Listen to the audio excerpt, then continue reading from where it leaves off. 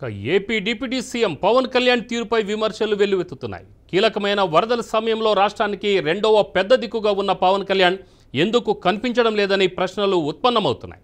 పవన్ ఎక్కడున్నారు, ఏం చేస్తున్నారు అనే విషయంపై క్లారిటీ మిస్ అయింది. నిన్న సెప్టెంబర్ 2న ఆయన బర్త్డేకి కూడా ఎక్కడ కనిపించలేదు. ఓజీ సినిమా షూటింగ్ కోసం వెళ్లారనే వార్తలు వస్తున్నాయి.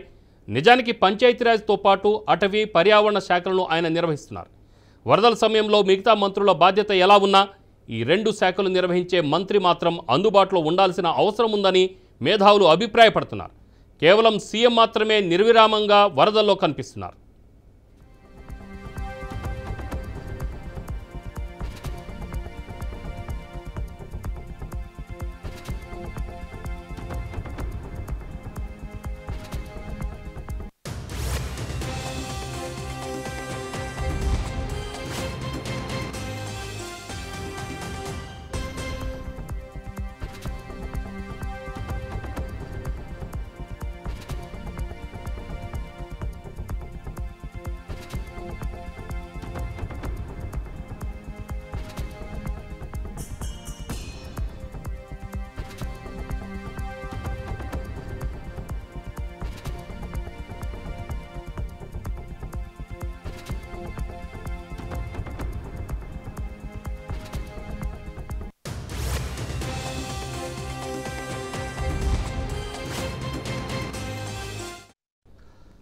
AP deputy CM Pawan Kalyan తీరుపై విమర్శలు వెల్లువెత్తుతున్నాయి.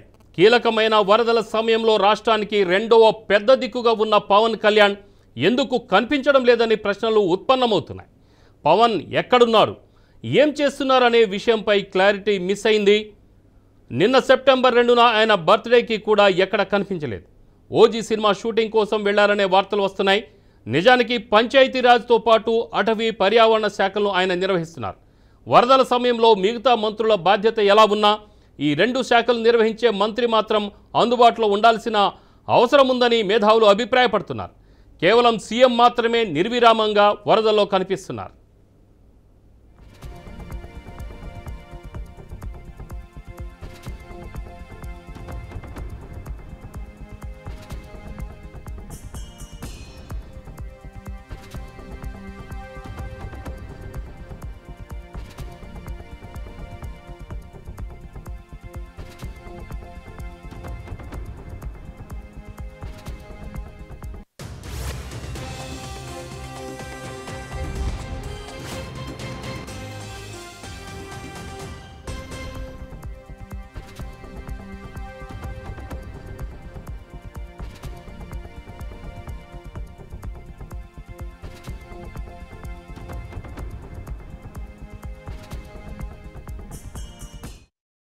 దీనిపై మరింత సమాచారం మా ప్రతినిధి వర్మ ఫోన్ లైన్లో అందిస్తారు.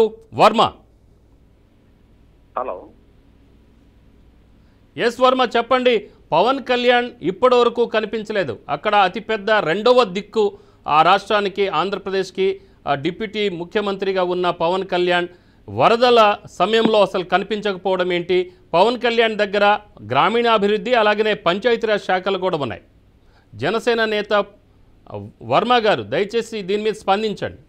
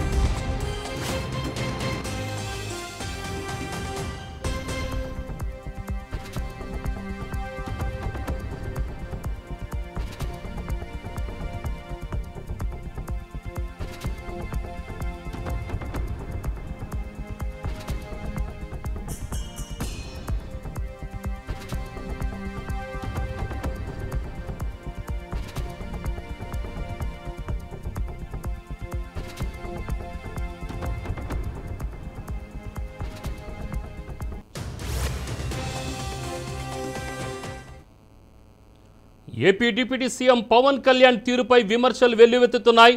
కీలకమైన వరదల సమయంలో రాష్ట్రానికి రెండవ పెద్ద దిక్కుగా ఉన్న పవన్ కళ్యాణ్ ఎందుకు కనిపించడం లేదని ప్రశ్నలు ఉత్పన్నమవుతున్నాయి. పవన్ ఎక్కడున్నారు, ఏం చేస్తున్నారు అనే విషయంపై క్లారిటీ మిస్ అయింది.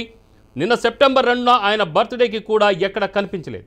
ఓజీ సినిమా షూటింగ్ కోసం వెళ్లారనే వార్తలు వస్తున్నాయి. నిజానికి పంచాయతీరాజ్తో పాటు అటవీ శాఖ, పర్యావరణ శాఖలను ఆయన నిర్వహిస్తున్నారు. వరదల సమయంలో మిగతా మంత్రుల బాధ్యత ఎలా ఉన్నా ఈ 2 శాఖలు నిర్వహించే మంత్రి మాత్రం అందుబాటులో ఉండాల్సిన అవసరం ఉందని మేధావులు అభిప్రాయపడుతున్నారు. కేవలం సీఎం మాత్రమే నిర్విరామంగా వరదల్లో కనిపిస్తున్నారు. ఇక దీనిపై జనసేన నేత వర్మ ఫోన్ లైన్ మాట్లాడతారు. వర్మ గారు, మీ అభిప్రాయం ఏంటి? ఇక్కడ నమస్తే అండి. నమస్తే. బీఆర్కే ఛానల్ ప్రేక్షకులందరికీ సార్ చెప్పండి. క్వశ్చన్ ఒకసారి మళ్ళీ అడగండి సార్. సార్, ఇప్పుడు పవన్ కళ్యాణ్ గారు ఈ 3 రోజుల నుంచి కనిపించడం లేదు, కేవలం ట్వీట్కి మాత్రమే పరిమితం అవుతున్నారని చెప్పేసి ఒక విమర్శ వస్తుంది. మాటలకు మాత్రమే పరిమితం కానీ చేతలకు చూపించట్లేదు పవన్ కళ్యాణ్ అనే కూడా విమర్శలు కూడా సోషల్ మీడియాలో విరివిగా వస్తున్నాయి. దీని మీద ఎలా స్పందిస్తారు మీరు? ఇది తప్పుడు ప్రచారం అండి. అంటే ప్రతిపక్షాలు కావాలని ఇది బురద జల్లటం. ఎందుకంటే ఇంతకు ముందు ఎప్పుడు కూడా ఆయన పుట్టినరోజులు జరుపుకున్నది లేదు. సేవా కార్యక్రమాలు చేయమనే మా జనసేన టీములందరికీ, అలాగే కార్యకర్తలకి, జన సైనికులకి, వీర మహిళలకి అందరికి చెప్తా ఉంటారు.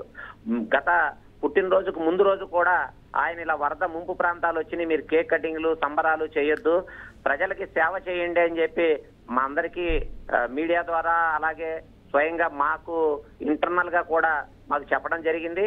ఇవాళ గతంలో కరోనా టైంలో జన సైనికులు అందరూ అధికారం ఉన్నా లేకపోయినా ఎలా సేవ చేశారో గవర్నమెంట్ కి సమానంగా ఇవాళ జన సైనికులు అందరూ, ప్రతి ఒక్క కార్యకర్త నుంచి నాయకుడి వరకు అందరూ సేవలో నిమగ్నమై ఉన్నాం. ఈ విజయవాడ నగరంలో గత 3 రోజులుగా మా ఈ కార్యకర్తల దగ్గర నుంచి, డివిజన్ ప్రెసిడెంట్ల దగ్గర నుంచి, నియోజకవర్గ నాయకుల నుంచి, విజయవాడ సిటీ నగర నాయకుల వరకు, రాష్ట్ర నాయకుల వరకు ఎలిగిన పొయ్యిలు ఎలిగినట్టే ఉన్నాయి. మీకు కావాలంటే సాక్షాత్ వర్మ గారు నిన్న 2-3 ఛానల్స్ వాళ్ళు కూడా చూశారు. పడవలేసుకొని తీసుకొని వెళ్ళడం జరిగింది.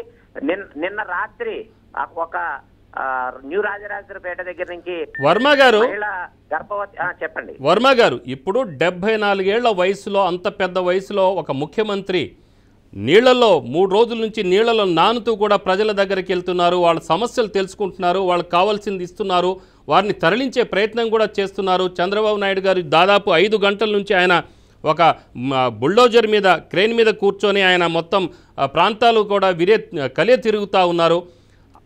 అంత స్ఫూర్తి గల ఒక నాయకుడు, మరి పవన్ కళ్యాణ్ గారు కూడా మరి మేము అది చేస్తాం, ఇది చేస్తామని చెప్పే వ్యక్తి ఇప్పుడు ఎందుకు అసలు కనిపించడం లేదు?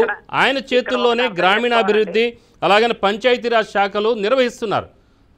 బాధ్యత రాహిత్యం కాదా ఇది? సార్ నన్ను వినండి, నేను ఇందాక చెప్తుండే కూడా మధ్యలో ఆపేశారు. బాధ్యత రాహిత్యం అస్సలు కాదండి. ఎలా అంటే అలాంటప్పుడు అసలు కనిపించలేదు ఎందుకు? వినండి, కంపెనీ చేయండి. నాకు వచ్చినాయి సార్, ఆన్సర్ చెప్పనివ్వండి సార్. మీరు ఆన్సర్ వినండి, ప్రజలకు కూడా తెలియాలి ఈ విషయం. మాట్లాడండి, చెప్పనివ్వండి. ఇప్పుడు చంద్రబాబు నాయుడు గారు లేదా జగన్మోహన్ రెడ్డి గారు ఇంకొక మంత్రి రోడ్డు మీదకి వస్తే 10 మందో, 20 మందో, 100 మందో, 500 మందో ఉంటారండి. పవన్ కళ్యాణ్ గారు రోడ్డు మీదకి వస్తే ఒక్క పని సక్రమంగా జరగదు, ప్రజలకు ఆటంకం జరిగిద్ది, ఖచ్చితంగా ఇబ్బంది పడతారు. ఇదే మాట స్వయంగా ఆయనే చెప్పారు. నేను రోడ్డు మీదకి వచ్చి అక్కడ ప్రజల్లో తిరిగితే జరగాల్సిన పనులు ఆగిపోతాయనే ఒకే ఒక ఉద్దేశంతో ఆయన సైట్ కి రావట్లేదు. కానీ ముందుకు వస్తే పని జరిగిద్దా అని చెప్పి మీడియా ద్వారా మిమ్మల్ని అడుగుతా ఉన్నా నేను. రైట్, ఇప్పుడు నాయకుడు అనే వాళ్ళు వచ్చినప్పుడు వెనక సైనికులు కూడా వస్తారు కదండి. నాయకుడు అనేవాడు అక్కడ ముందొచ్చేసి కనబడితే సైనికులు బయలుదేరుతారు వాళ్ళతో పాటు. అది మంచి పనే కదా. పనులు డిస్టర్బెన్స్ అవుతాయి, ఒక్క పని జరగదు, ఇంకా ఎక్కువ నష్టం జరిగిద్ది ఆయన వచ్చేటప్పటికి. ఎందుకనంటే ప్రజలు ఒక్కసారిగా తండోపతండాలుగా వచ్చేస్తారు. దానివల్ల రైట్ వర్మ గారు, థ్యాంక్ యూ.